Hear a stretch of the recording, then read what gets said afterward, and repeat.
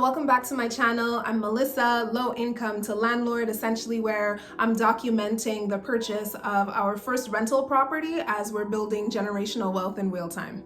Big shout out to the 7 subscribers who are subscribed to my channel. I'm excited that you are on this journey with me, so let's go. In this video, I'm basically going to talk about what you need to look for when you're looking to buy a rental property. Guys, look at my vacuum behind. I swear, I'm gonna start showing up to these things a lot more presentable for you guys, okay? So let's get into it. Number 1, location, location, location. When the real estate agent or anyone says this, it is 100% true.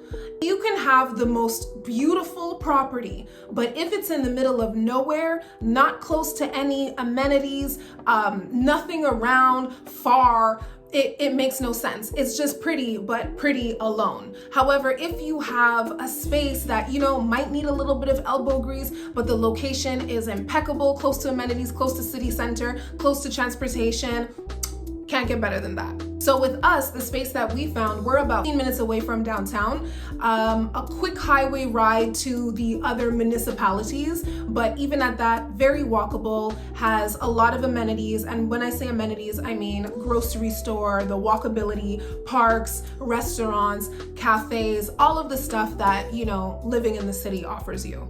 So that was something super important to me because I knew, again, with this home, it's an extension onto our home and what we have going on. So not only did I want to make sure that whatever we were purchasing was not too far from where we live, but also that it was in a location that if someone did not have a car, they can still easily maneuver around the city, easily maneuver around the neighborhood, and easily get to downtown. But if they did have a car, there is parking and, quick access to anything that they need. Number 2, we have price. So of course, location, location, location, but the price needs to match it as well. The numbers need to line up in what we purchase, also what we're going to rent, to make sure that mortgage is going to be paid and there's no if and or buts, that everything lines up. Of course, if we make a little bit more, cool, but again, the bottom line is the bottom line, that we need to make sure that the numbers match up. So again, in the unit that we purchased, our beautiful loft condo, top floor, east-facing sun unit. Go check my first video so you can get a little tour of that. We wanted to make sure that the price we were putting was the most competitive as possible. So actually what the seller was putting, our real estate agent was able to, compare the comps in the neighborhood, also within the unit, and given that it was on the top floor and that it didn't have any renovation, which I'll get to shortly. So the price was actually fair. So we ended up paying full price. If you want to know what that full price is, put it in the comments, I'll let you know. So we ended up paying full price and it was ours. But again, super important that you're not overpaying, because again, the dollars and cents need to match. The bottom line, you need to make sure that your mortgage is covered at the end of it. Also, as I mentioned before, is the age of the property, and it kind of goes aligned with the renovations and what I was talking about before. So again, I wanted something in a good location where the price was right, but also where we did not have to do a lot of sweat equity. We just don't have time for that. Like we're not the most handy people. So at the end of the day, we wanted to have something that was pretty much turnkey. Yes, if there's little things to change, no problem, but no major overhaul. So the nice thing about this unit is the stuff that we ended up changing, the little things, is we ended up switching out some of the light fixtures, all of the doors, like to the closets, to the bathroom, to the storage. We switched those out, painted them, just make it new and fresh and feel nice in that type of way. And also we did a huge coat, a huge paint, everything, ceilings, the walls, the entire space, just so it looked fresh and new. Not that it looked bad before, but it was looking a little dingy. So a fresh coat of paint. It still set us back.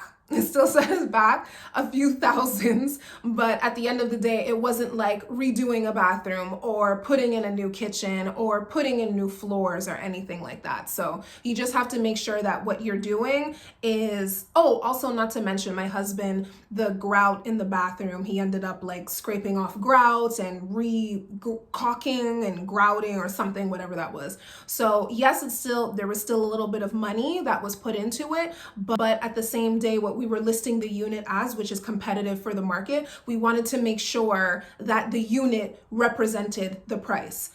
The other thing too is that we wanted to go the condo route, at least for this unit. In the future, it might be a little bit different, but we wanted to go the condo route just for the simple fact that there's an HOA. There are condo fees. I know a lot of people don't like them. I know a lot of y'all, my phone ran out of storage, so I'm on my husband's phone. But the last thing I wanted to mention is HOA and condo fees. I know a lot of people aren't necessarily into them.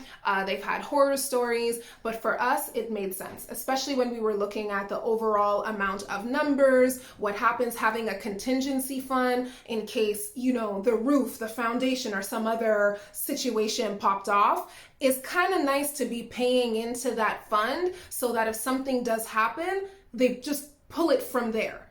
You know what I mean? Like, you're not, oh shoot, scrambling or have to pull out credit or anything like that. It's kind of like, it's a contingency fund. You're paying into it. So if something happens, it's not like you have to worry. Anyway, with that said, thank you for tuning in. If you have any questions, any comments, anything at all, drop it below. Make sure to like, share, and subscribe. Again, I just want to take you guys along for this journey, share what I'm learning with you guys in case you're interested in doing the same thing, or if you just want to keep up with what we have going on. Follow me on TikTok at Mrs. Mommy Mel. Thank you so much for following, and until next week.